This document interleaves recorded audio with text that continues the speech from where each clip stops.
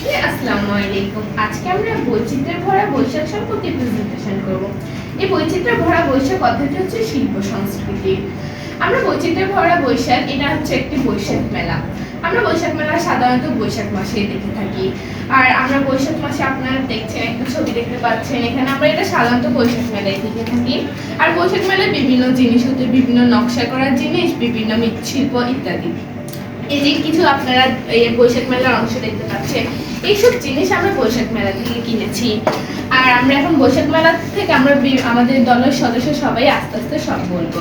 এখন আমরা বৈশাখ মেলা সম্পর্কে আরেকটু জানার জন্য ফাহমিদাকে তার সারমর্ম বলতে পারবো। ফাহমিদা বলো।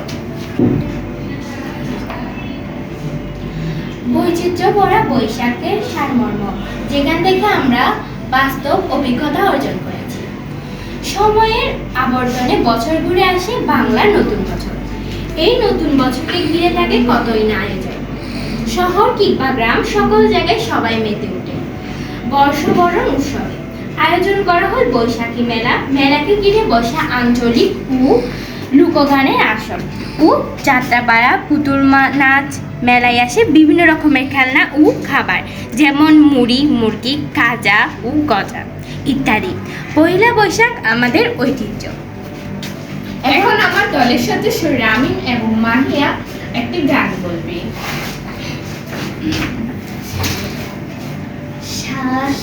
সাঁতার কাটে মোরা সুরে, রে রে রেখা টেনে যাই বহুতে, গাতে গান করে এসো গলা ভরে, মাতে মান্য করে গরু জলে, পাতে পাঠশালা যায় কুশি মনে, দাতে ধৈর্য ধরে বিপদে, নিতে নৃত্য শিখি পারি যত।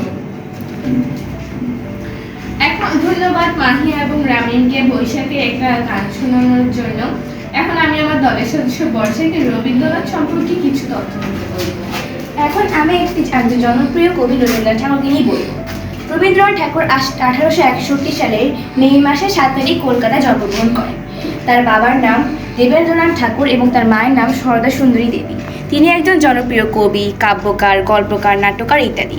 তার উল্লেখযোগ্য রচনাবলীগুলো হলো গীতাঞ্জলি, রবীন্দ্রনাথ রচনাবলী, আমার সোনার বাংলা, ঘরে বাইরে আরও ইত্যাদি। রবীন্দ্রনাথের জীবনে গান, কবিতা, নাটক সহ আরও অনেক ধরনের চিত্রমালা ছিল। তার আবেগের জগৎ ছিল সাহিত্য এবং তার রূপের জগৎ ছিল তার চিত্রমালা।